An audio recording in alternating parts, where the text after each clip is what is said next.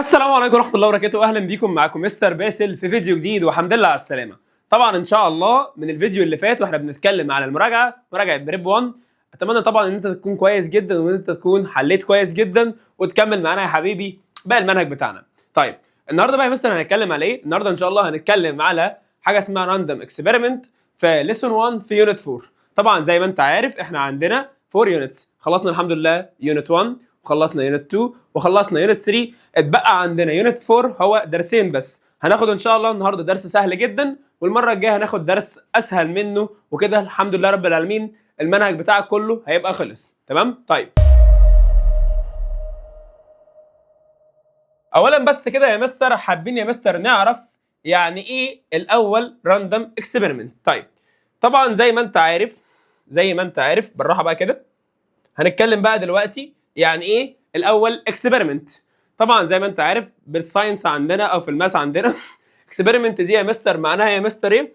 كلمه اكسبيرمنت دي يا حبيبي، الكلمه دي كده معناها تجربه. بمعنى مامتك دلوقتي جايبه حله محشي، تمام كده، جايبه حله ورق عنب والكلام ده كله يعني.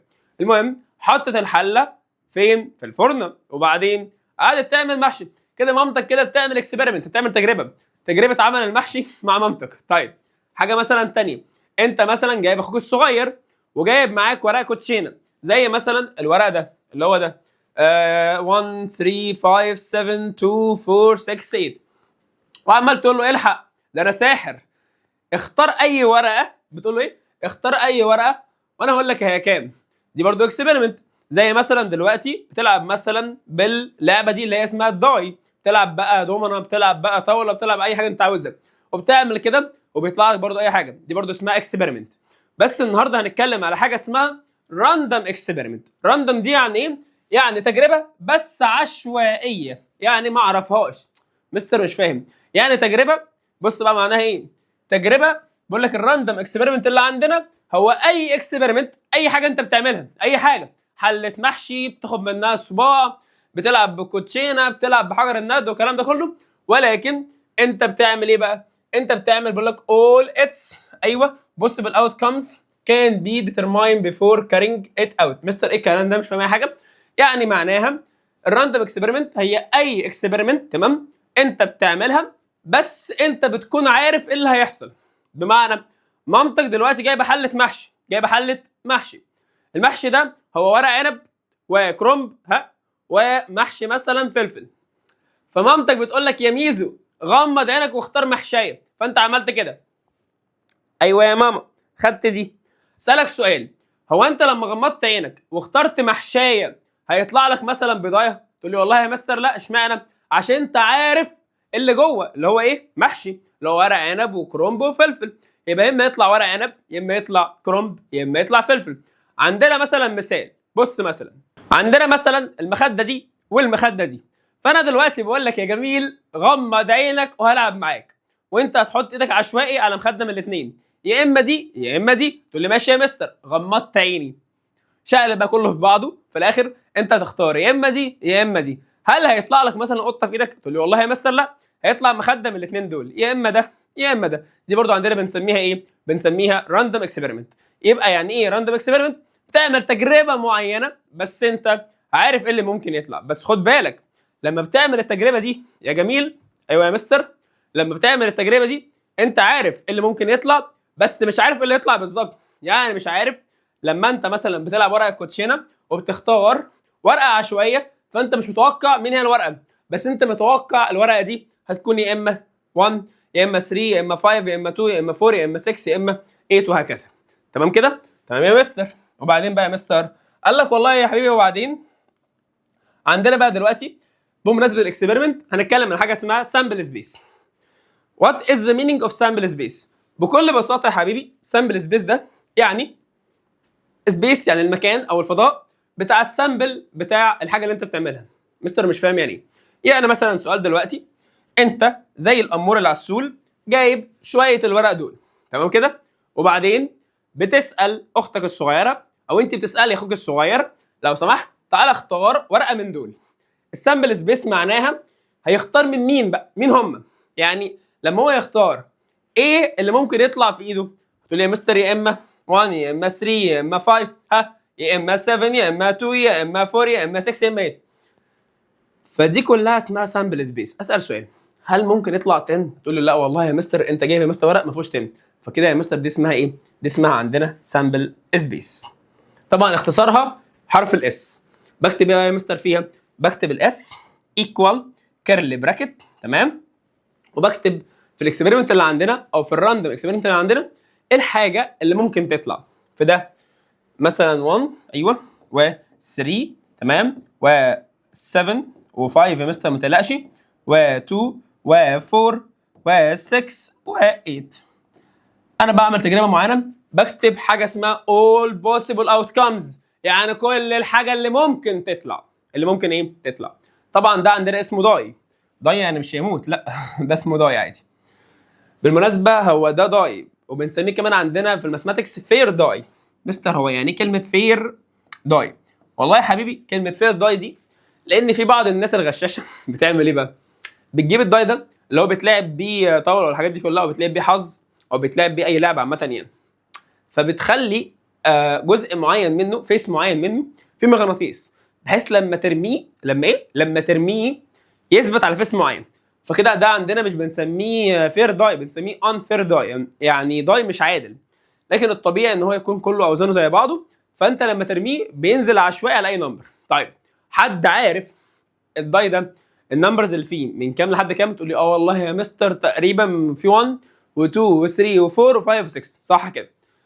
فانا دلوقتي لو عاوز اكتب له سامبل سبيس هكتب من اول 1 لحد الكام؟ لحد ال 6. اكتب كده اس بتاعت الداي ده اس ايكوال كام بقى يا مستر باسل ربنا يخليك؟ والله يا مستر ايكوال كام؟ ايكوال 1 ايوه و2 و3 و4 و5 و6. فهمت يعني ايه سامبل سبيس؟ يعني كل الحاجه اللي ممكن تطلع. طبعا بالمناسبه قبل ما نكمل كلامنا كنت عاوز اوريك حاجه. ايه بقى يا مستر؟ في البيج اللي قبلها عندنا احنا قلنا راندوم اكسبيرمنت، يعني اي حاجه بتعملها بتكون عارف هتطلع ايه، بس انت مش متوقع انت هتختار ايه. اسالك سؤال، انا دلوقتي لو معايا الورق دول تمام، انا عارف لما انا اختار عشوائي ورقه هيطلع ورقه من دول، اكيد طبعا مش هيطلع بطيخه معايا، تمام؟ فلو عملت التجربه دي مع حد كده انا راجل صادق وامين، فبسمي نفسي انا كده عملت راندوم اكسبيرمنت. طيب انا بذمتك ركز معايا، لو جبت لك 4 ورقات، كام ورقه؟ 4 ورقات كلهم 1 او ايه يعني، قلت لك بص يا حبيبي اختار ورقه من دول، قلت لي يا مستر ماشي يلا اخترت، اكيد هي ايه؟ انت قلت ده المستر عارف منين؟ هاتها تاني يا حبيبي، اختار ورقه من دول، تقول لي يا مستر اخترت عشوائيه يعني، اكيد هي ايه؟ بذمتك هل دي راندوم اكسبيرمنت؟ يعني هل كده دي لعبه اصلا؟ مستر كده بيعمل ايه؟ بينصب عليك. اشمعنى؟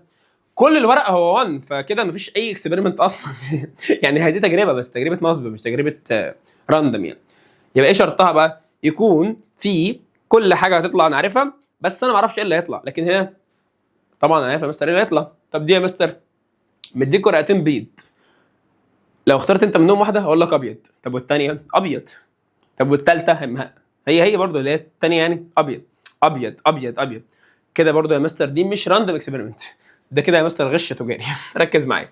طيب عندنا بقى دلوقتي نكمل بس كده بسرعه كلامنا بمثال من كتاب المعاصر ربنا يخرب بيته. ركز بسرعه معايا يا حبيبي.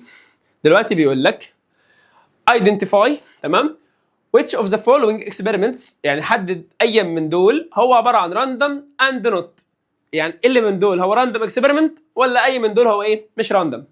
وبعدين زن ايوه يا مستر رايت ذا سامبل سبيس، ماشي مفيش مشكله. يبقى انا همسك كل سؤال حدد هل دي راندوم اكسبيرمنت ولا مش راندوم اكسبيرمنت، واكتب بعدها السامبل ايه سبيس. يلا بينا. صح.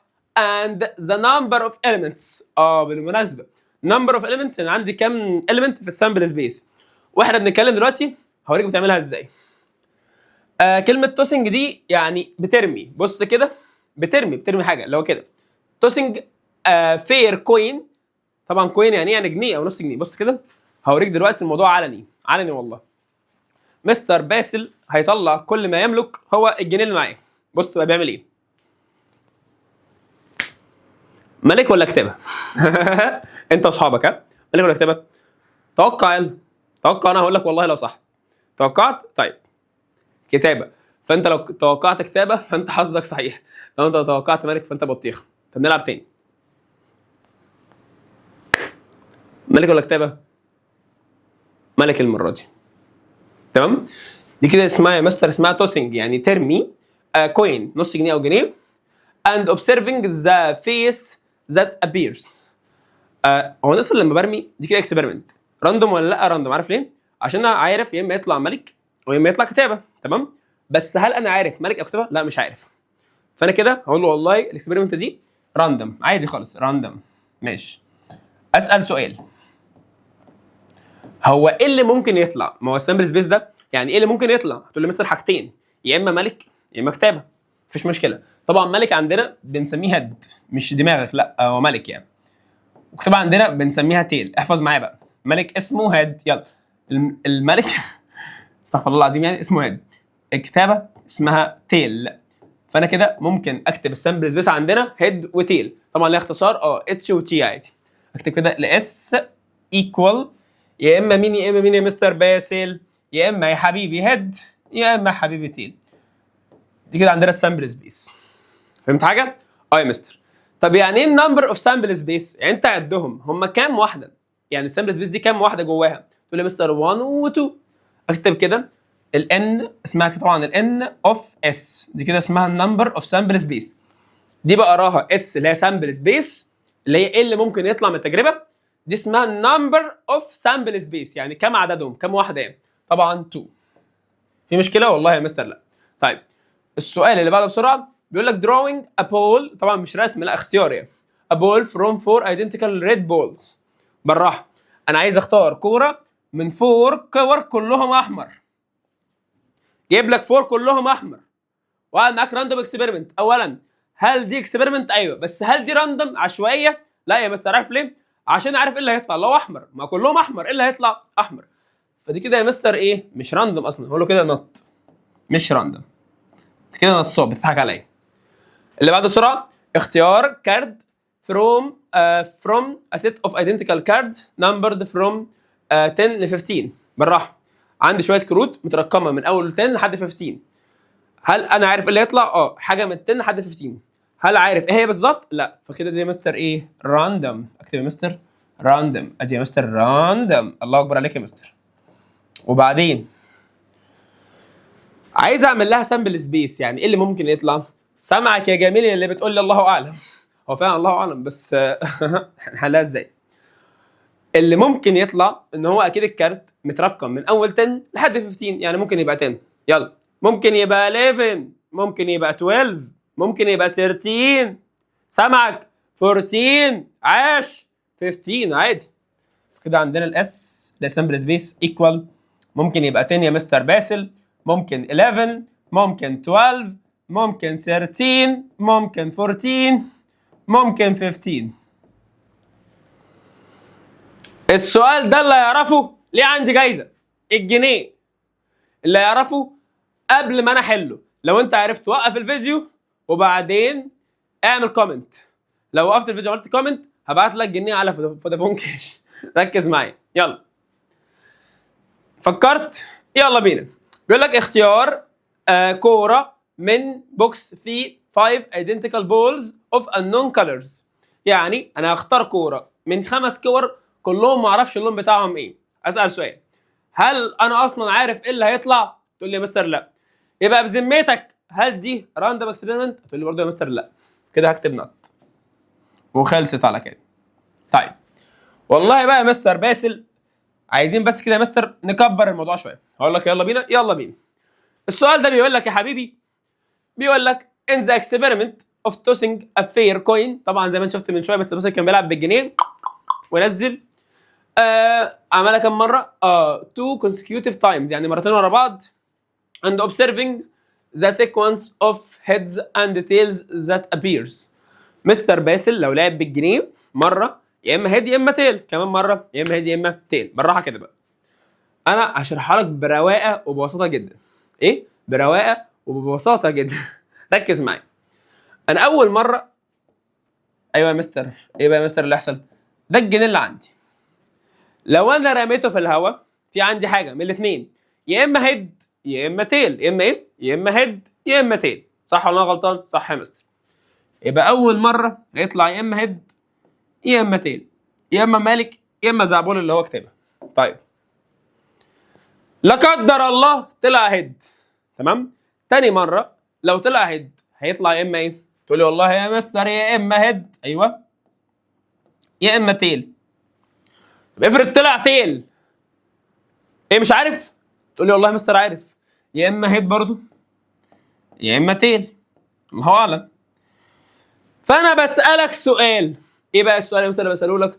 بيقول لك رايت ذا سامبل سبيس، يعني ايه اللي ممكن يطلع في المرتين اللي معاك؟ تقول لي ممكن يطلع يا مستر باسل ربنا يخليك اول مره هيد وتاني مره هيد، الله، وممكن يطلع اول مره هيد وتاني مره تيل، عادي.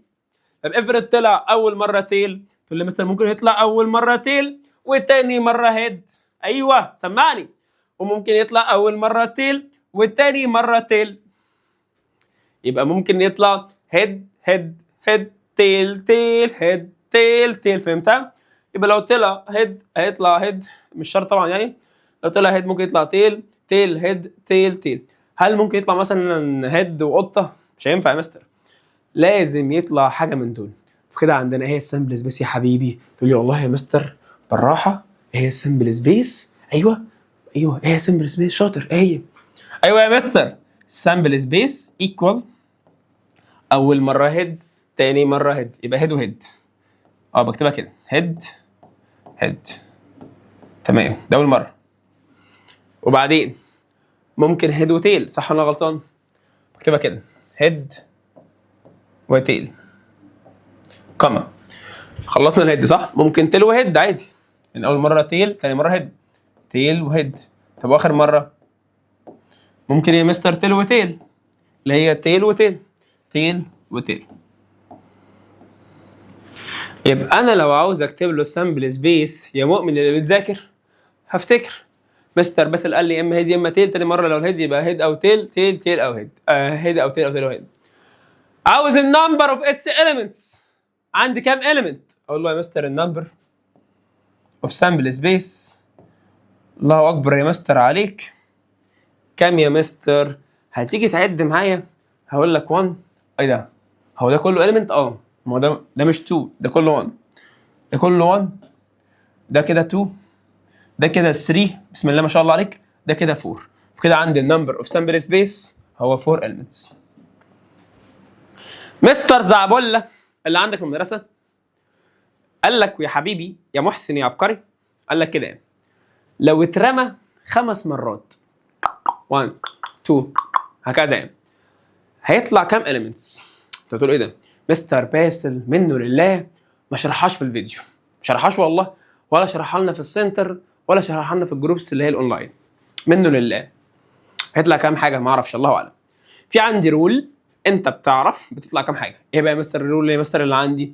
الرول بتقول لك النمبر باور ان. يعني ايه الكلام ده؟ الرول بتقول لك ايه؟ النمبر باور مثلا ام، مثلا ان باور ام. يعني ايه؟ الان دي معناها الحاجه اللي عندي عندها كام في السامبل سبيس الاساسيه، يعني عندها كام وجه، يعني عندها كام واجهه. زي مثلا الجنيه ده عنده كام احتمال يطلع؟ يا اما هيد يا اما تيل، فدي كده 2. الام ده هو انت عاوز ترميه كام مره؟ لو عاوز ترميه مره بتعمل 1، لو عاوز ترميه مرتين بتعمل 2 باور 2 وهكذا. يعني مش فاهم يعني ايه؟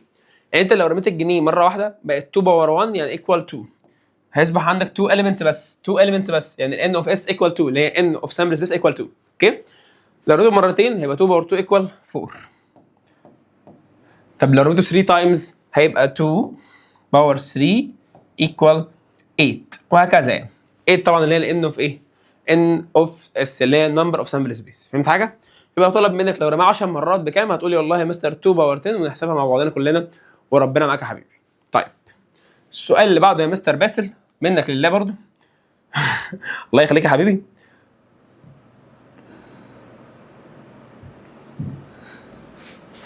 السؤال بيقول لك ايه بقى؟ write the sample space، يعني اكتب السامبل سبيس اللي ممكن يطلع يعني for the experiment of of ايه throwing a fair die، طبعا يرمي die two consecutive times، هيرمي die مرتين. طبعا التجربه دي مصيبه. ليه بقى؟ لما انت اصلا بترميها اول مره بيطلع يا اما طبعا ده الداي اللي عندنا، الله عليك يا مستر، ده الداي اهو اللي هو ده اوكي. لما انت بترميها اول مره يا عزيزي الجميل يا عبقري اللي مذاكر، ايه اللي بيحصل بقى عندنا اول مره؟ بيطلع عندنا يا اما 1 الله، يا اما 2 ايوه، يا اما 3 تمام، يا اما 4 حبيبي، يا اما 5، يا اما 6. ده كل ده ايه؟ اول مره. يبقى لو طلب منك السامبل سبيس ورماها مره هتقول لي 1 2 3 4 5 6. حلو، اهدى بقى كده عليا بالراحه. هو انا لو رميتها تاني ايه اللي هيحصل؟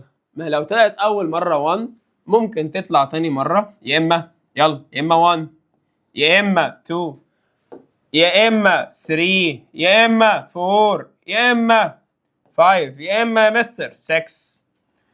طب لو طلعت 2 ممكن تطلع اول مره يا اما 1 يا اما 2 يا اما 3 يا اما 4 يا اما 5 يا اما 6. طب لو طلعت يا مستر 3 1 و2 و3 و4 و5 و6 لا تاني مره يعني.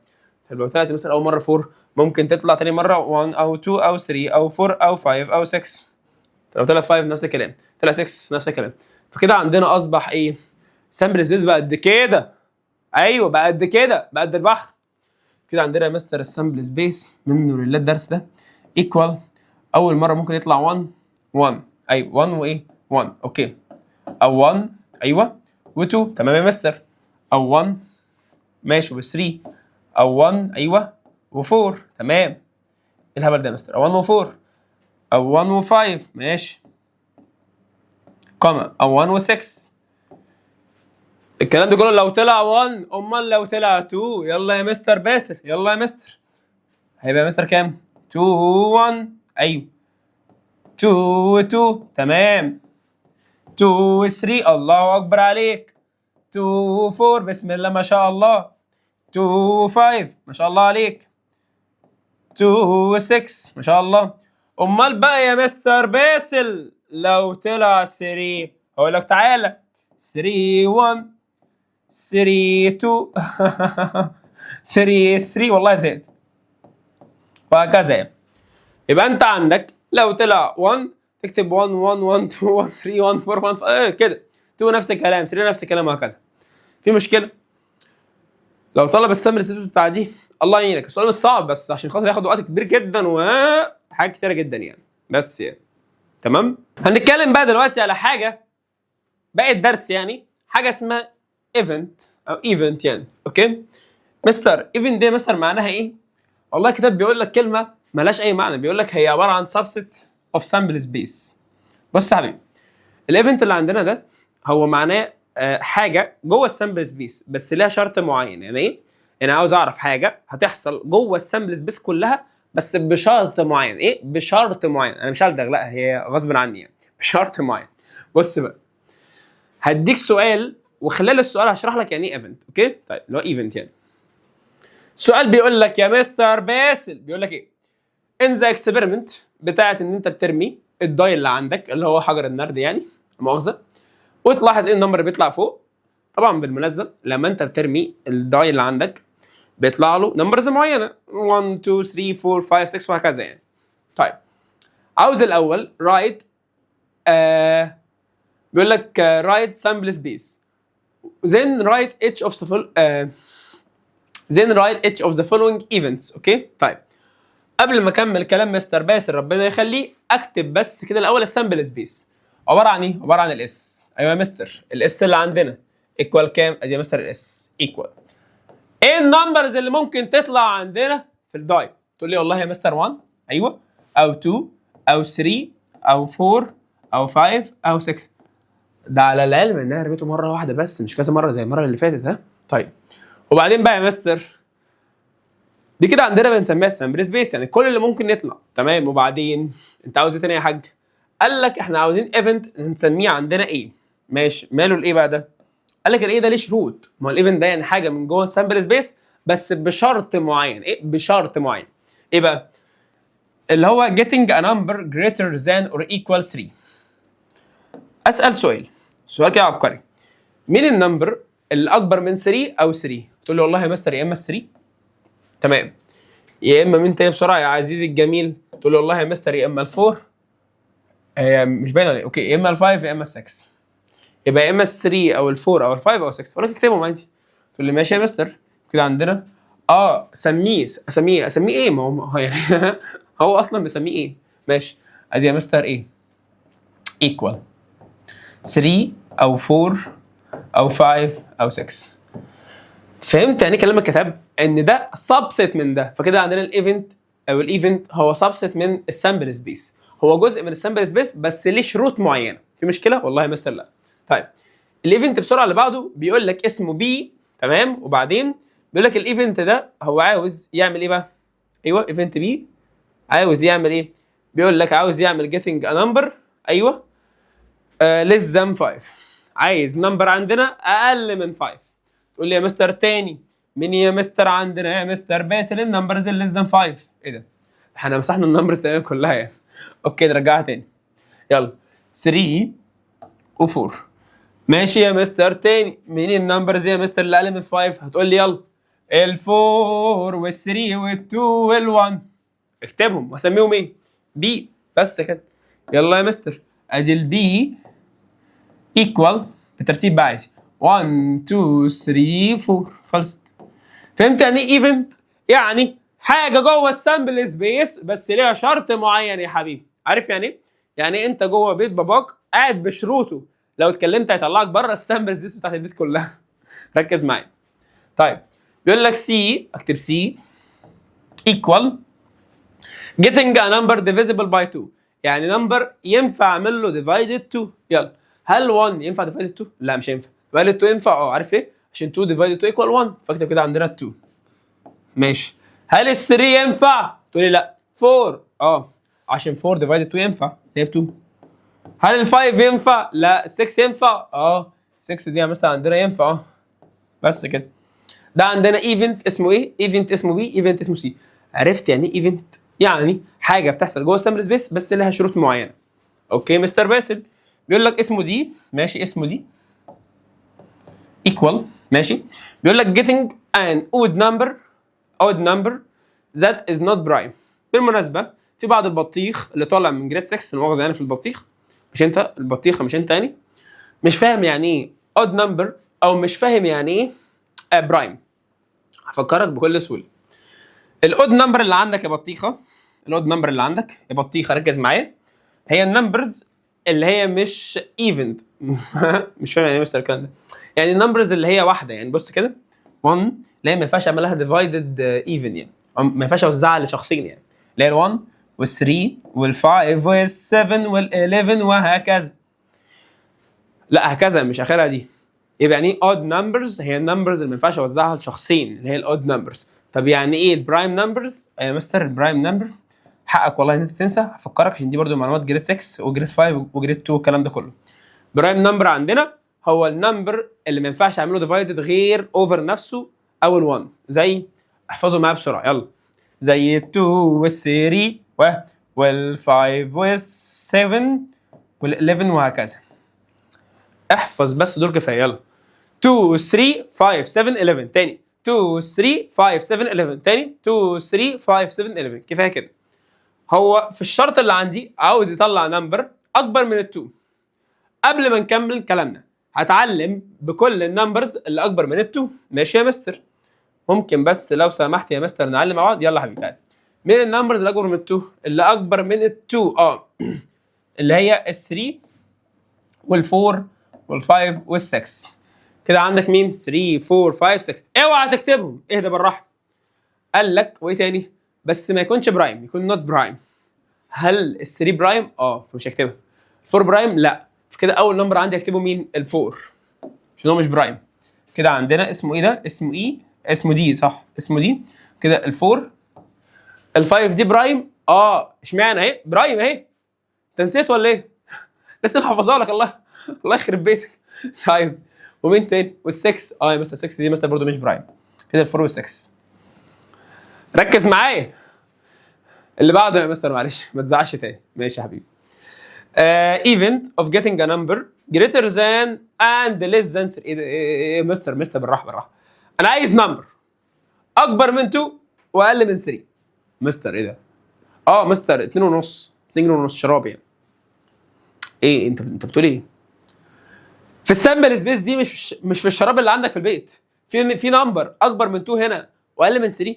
مستر مفيش خالص، مفيش. فانا كده هكتب الدي اللي اسمها ايه؟ equal فاي ست فاضيه خالص.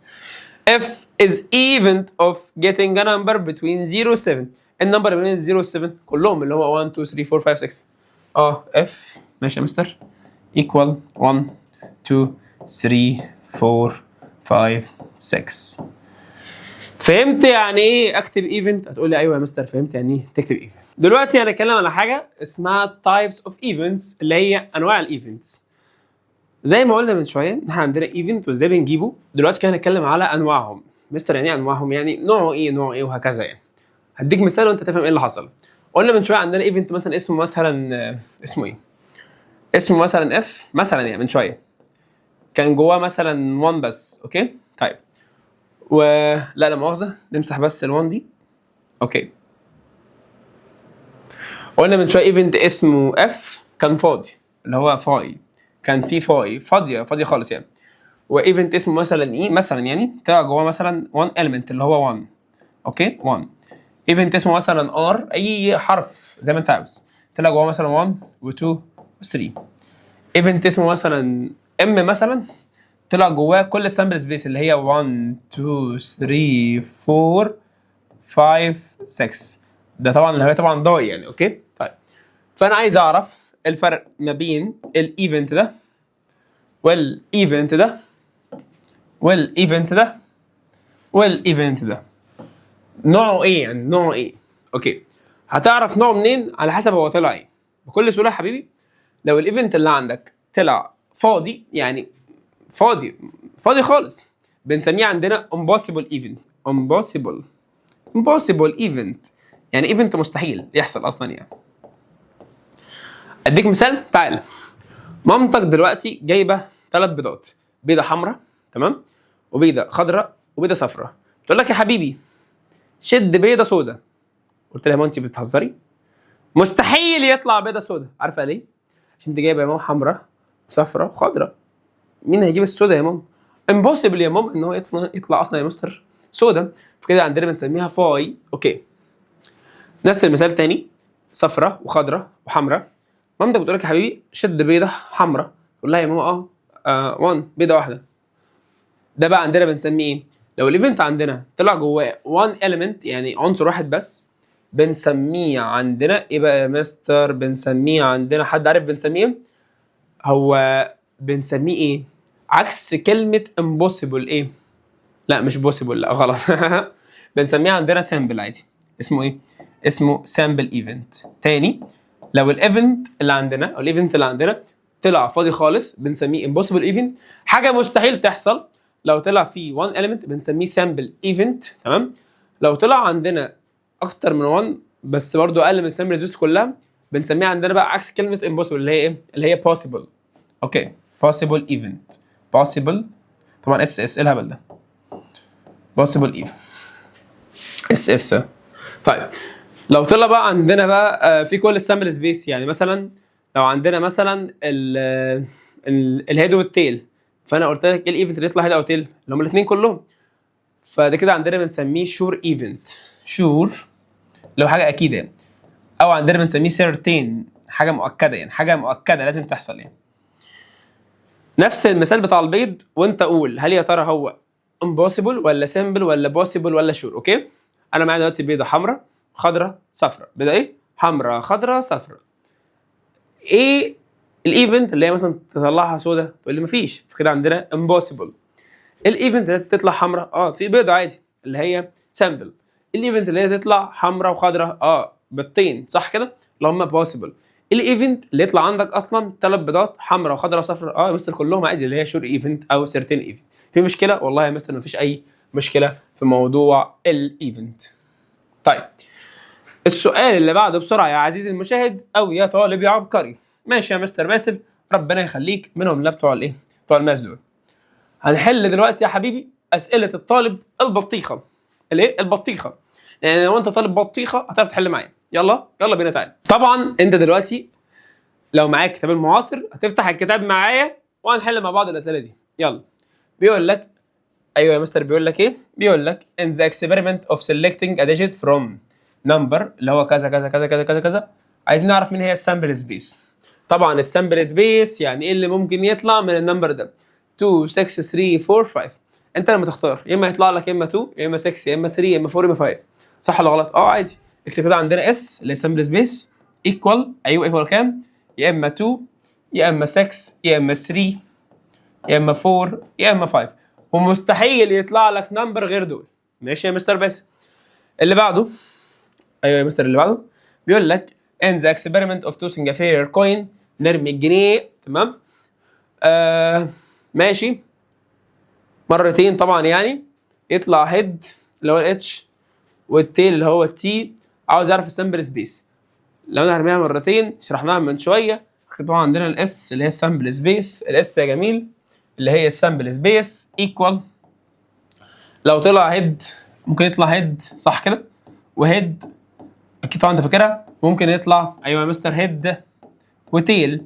طب لو طلع تيل ممكن يطلع تيل وهيد، وممكن يطلع يا حبيبي تيل وتيل. بس كده خلصت. السؤال اللي بعده بسرعه. ايوه بيقول لك in the experiment of rolling a fair die، يا كده يعني طبعا مرتين انت عارفها اللي هي 1 و1 1 و2 1 و3 1 و4 1 و5 1 و6. طب لو 2 2 1 2 2 2 3 2 4 2 5 2 6 وهكذا. بس هو مش عاوز السامبل سبيس، ده عاوز النمبر بتاعه كام واحده. قلنا النمبر عباره عن ايه؟ عباره عن الان باور الام. يعني الكلام ده الان ده اللي هو عندنا السامبل سبيس الاساسيه بتاعته كام واحده؟ اللي هي 6 صح؟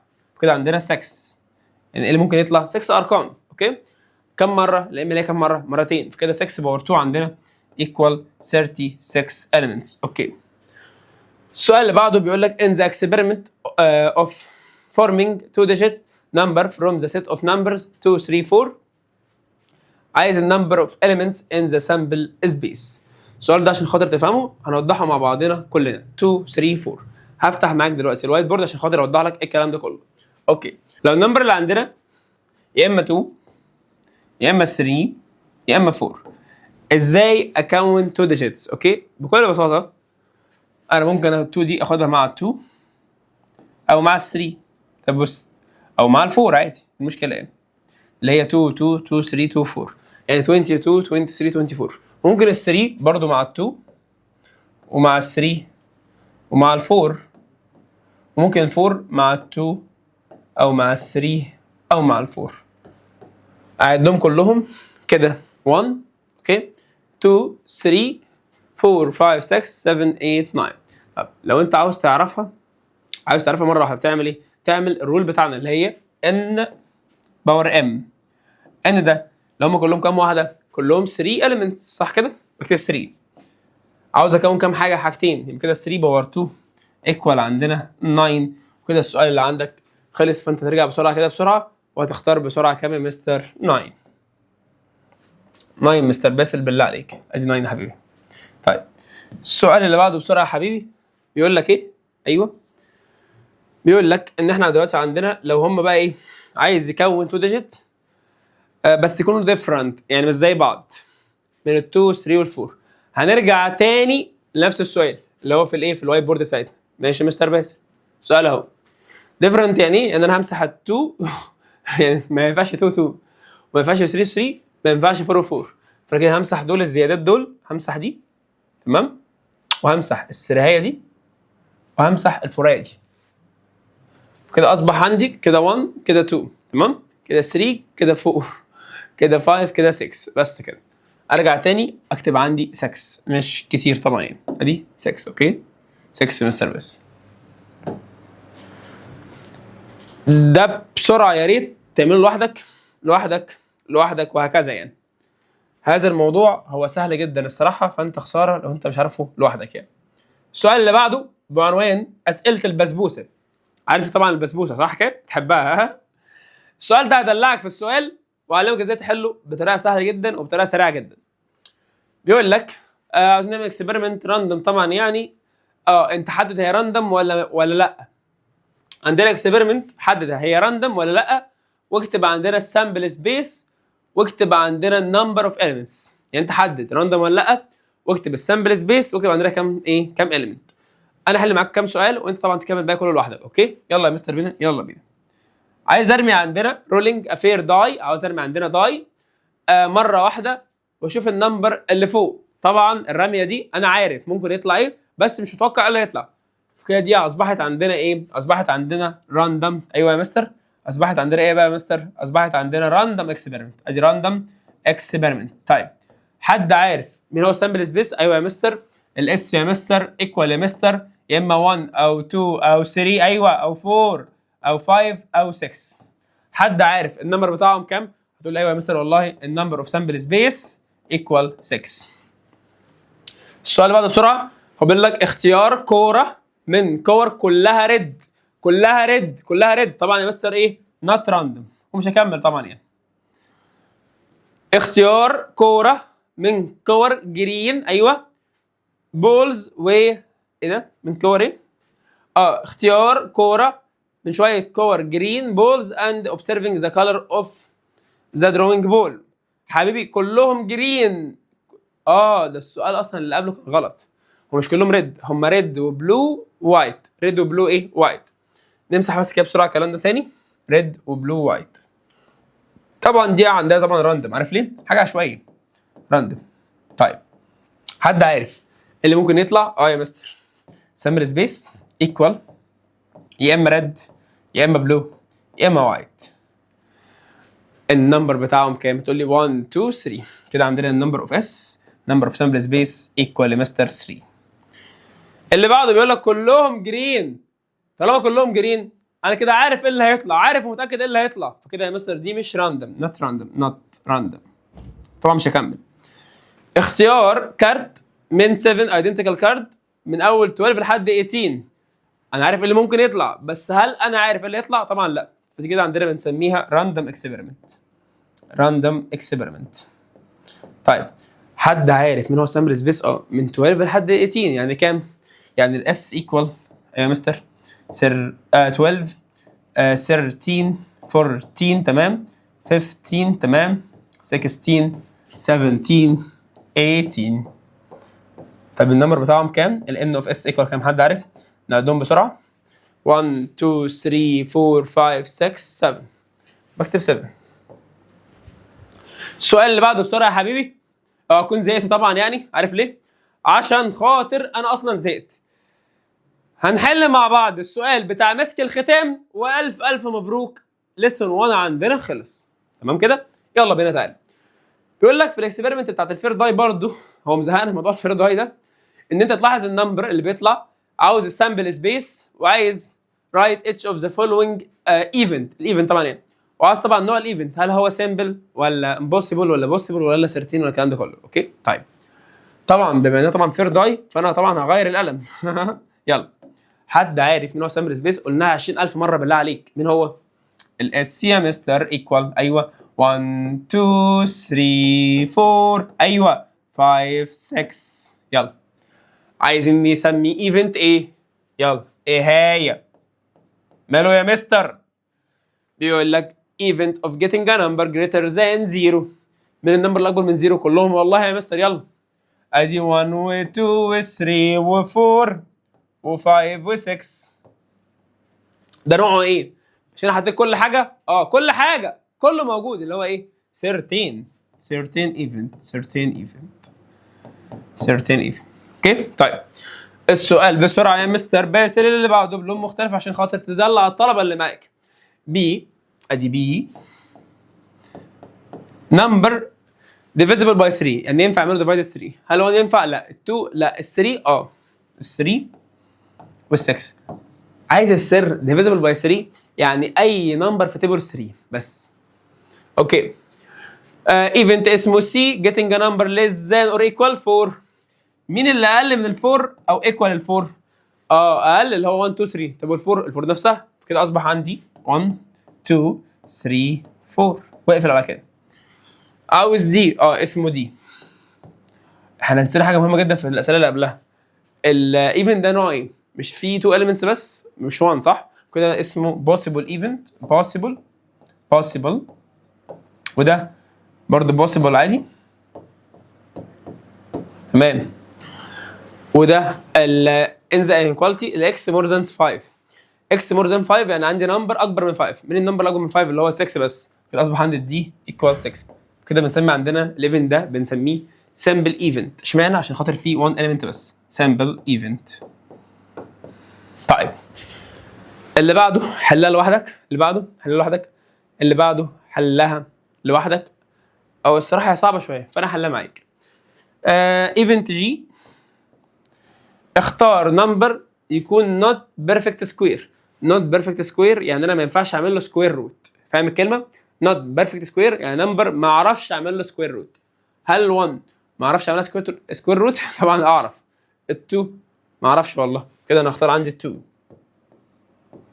هل ال3 لو عملت لها سكوير روت ليها نمبر؟ برضو لا. كده ال3. ال4 لو عملت لها سكوير روت لها نمبر. سكوير روت لل4 ايكوال 2. فكده ال4 مش هينفع. اوعى تكون مش عارف اصلا ايه سكوير روت. دي كده مصيبه سودا. اللي هو ده سكوير روت اوف 4 ايكوال 2. افكرك بيه بسرعه. اللي هو بفكر 4 دي عباره عن كام تايمز نفسها بس. اوكي. ال5 برضو ملهاش، وال6 برضو ملهاش. كده يا مستر الموضوع شكله جميل جدا جدا جدا جدا. شكرا جدا ليكم. كان معاكم مستر باسل من قناه باس ماس في الفيديو عندنا اللي قبل الاخير في منهج بريب 1. واخيرا الحمد لله على السلامه، واسفين على الرخامه، والسلام عليكم.